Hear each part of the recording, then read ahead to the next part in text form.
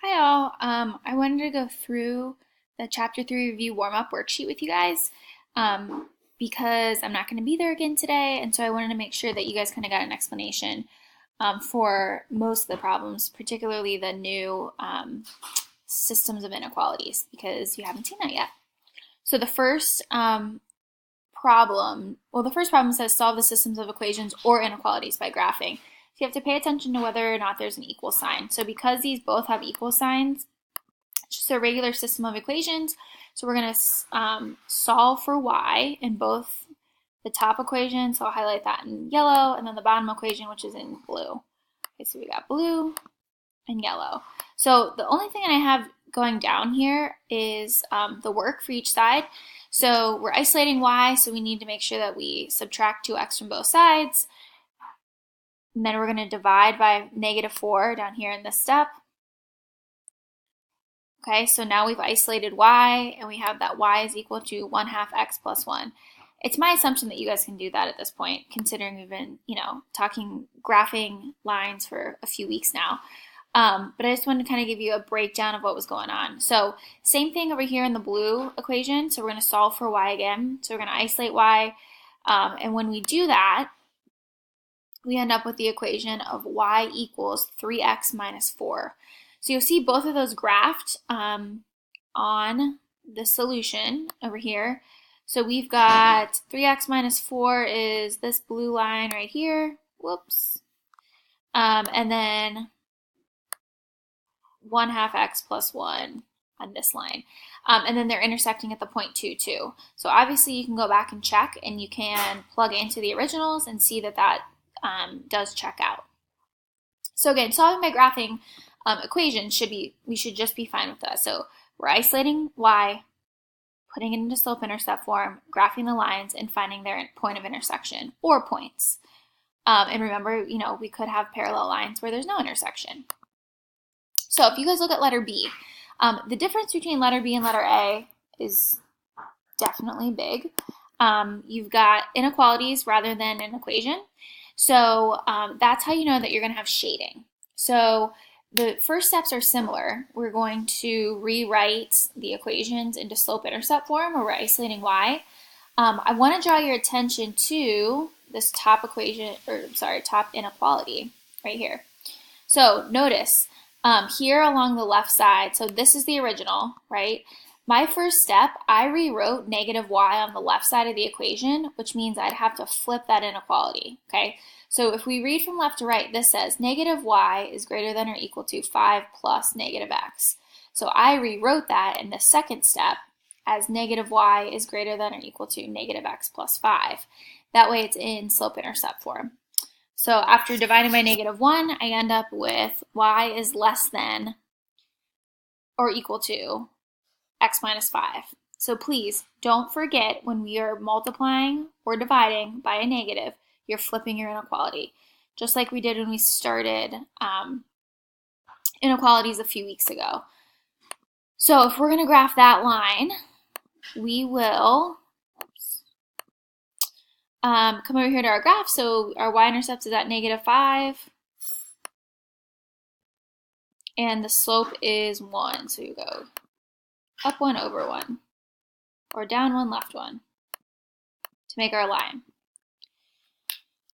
So because this is less than or equal to, and they happen to both be that at the end, both of these lines are going to be solid. Okay, had that been greater than or equal to, our line would, sorry, I can't think and do this at the same time. Our line would be dashed. Okay, so it's similar to whenever we are, oh my goodness. I shouldn't do this on my laptop. This is why I use the pen at school. Okay, so here's our line. Again, solid because it's less than or equal to. So anytime we have less than or equal to or greater than or equal to, we are making sure that it is a solid line. Okay, so there's one. We go through and do the exact same process for the bottom inequality right here. So we're solving for y, and we end up getting y is less than or equal to -1/2 x plus 2. So again, we're going through and we're graphing that like you know how. Okay, so here's +2. And our slope is down 1, right 2, or up 1, left 2. So -1/2.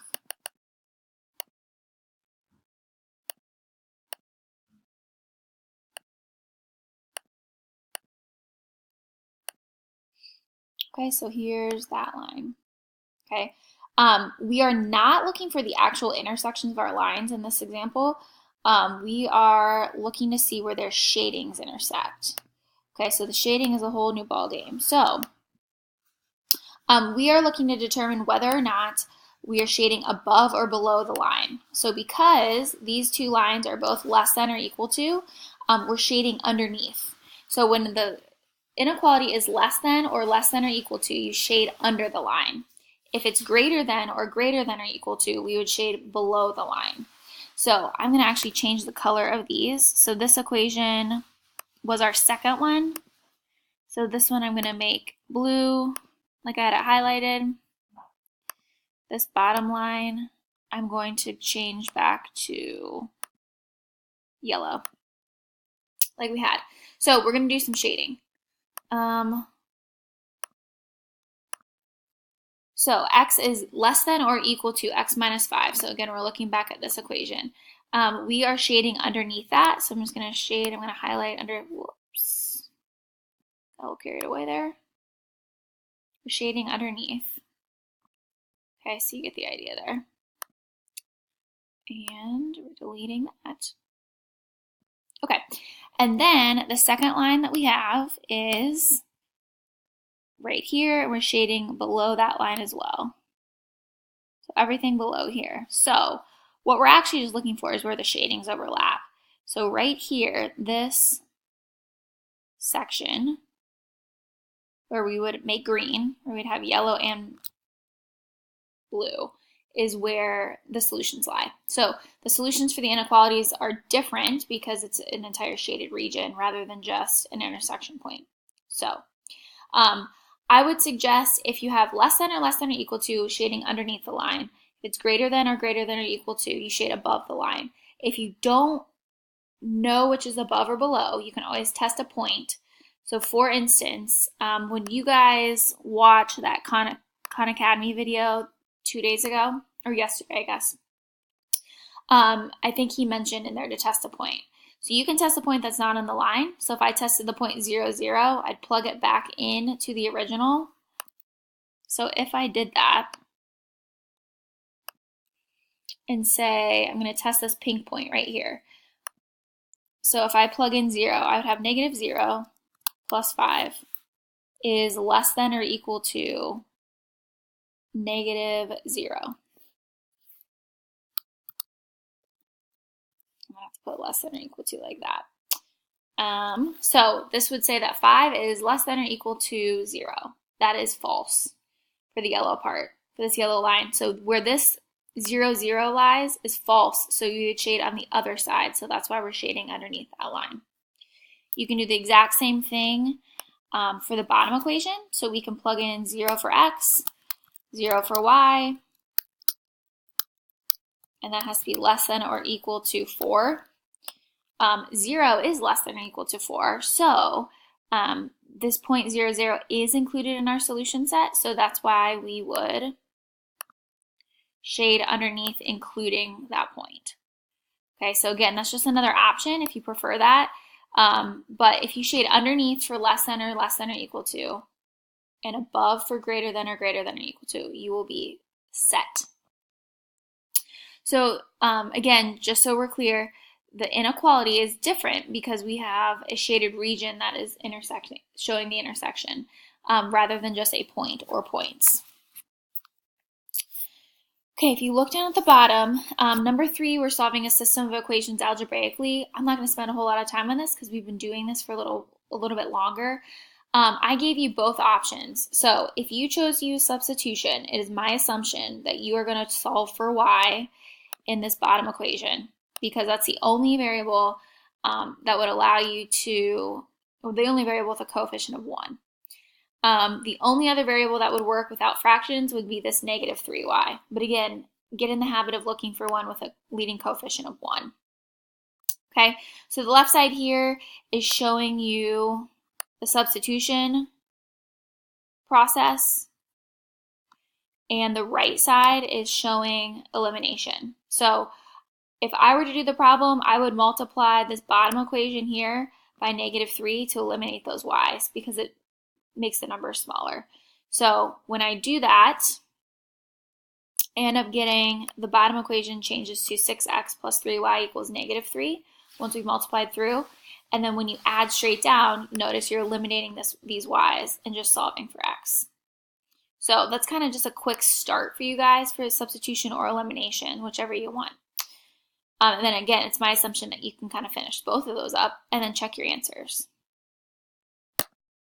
And then if you flip to the back, just a friendly reminder, the 3x3 system like this on your test, which I mean, it has to be moved. So we're not going to take the test on Friday because I haven't been there in 3 days. But we'll chat and we'll figure out when we're going to take that next week.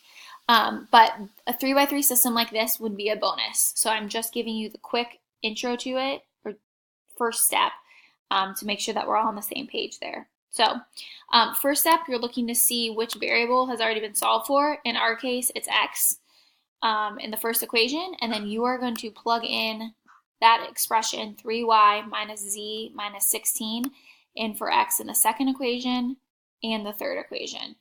And then once you simplify, that's going to eliminate x from your system, and you'll just have y's and z's left, and it'll become a 2x2 system, similar to this system here that we did on example 3, where we have 2 equations and 2 unknown variables, which is completely solvable either by substitution or elimination. So again, that's just the quick setup for doing number 4. I'm going to assume that you can go through the work and check your answers. And then just don't forget that your solution is going to be an ordered triple. So it would be in the form x, comma, y, comma, z when you have 3 variables.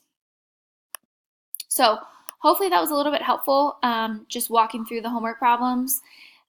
Today I'm going to have you guys continue to practice what we've been working on. So it's my assumption that you're going to be really good at solving a system of equations by graphing, so finding the intersection, and algebraically, either using substitution or elimination. So that was what your quiz was over on Friday, and it's my assumption that you're still really good at that. The systems of inequalities are obviously what we're going to have to spend the most time on when I come back, but hopefully it's starting to make a little bit of sense because of the similarities between solving a 2x2 system of equations graphically. The only kind of wrinkle in there is whether or not you have a solid line or a dashed line, and then also just keeping in mind the shading and looking for the shaded region overlap. So you're going to be responsible for working on a 3.1 to 3.3 review worksheet. That's going to include solving by graphing, some matching for graphing as well, and then 2 algebraic systems and some additional practice on systems of inequalities. So I put in my subnotes that as long as you're working, as long as you're productive and working together well, you can work in small groups to kind of bounce ideas off each other. So I will post a key to that so you can kind of walk through it if you're having a hard time going through the problems. So I hope to be back tomorrow. And I thank you guys again for your flexibility and making sure that you're being kind and respectful of whoever is the substitute for me. So thanks, guys. Have a good day.